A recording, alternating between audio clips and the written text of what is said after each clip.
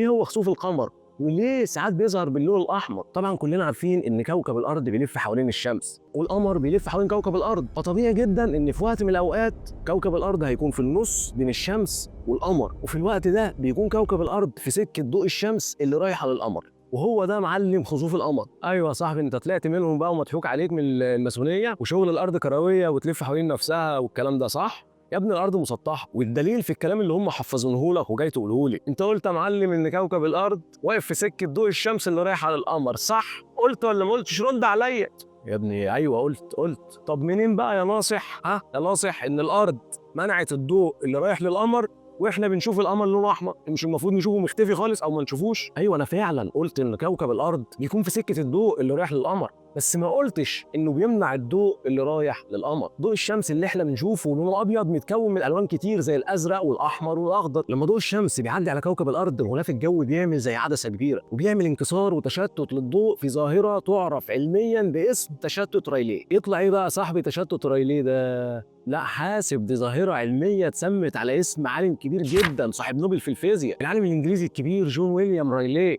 اللي اكتشف ان الضوء لما بيعدي من وسط شفاف واللي هو هنا الغلاف الجوي للارض بيحصل تشتت وابعاد للضوء حسب الطول الموجي، فاللون اللي عنده طول موجي قصير هيتشتت ويبعد اكتر زي اللون الازرق، اما اللون الاحمر اللي عنده طول موجي اطول الغلاف الجوي هيشتت منه جزء ضئيل جدا والباقي هيوجهه ناحيه القمر، وعشان كده بنشوف القمر في وقت الخسوف الكلي بلون قريب للون الاحمر او البرتقالي المحمر. طب امتى نقدر نشوف القمر الدموي؟ اقول لك يا صاحبي كمان شويه وبالدقيقه والثانيه والتاريخ واليوم وبالظبط، بس خليني الاول احكي لك حرب الفضاء بين روسيا وامريكا. بعد الحرب العالميه الثانيه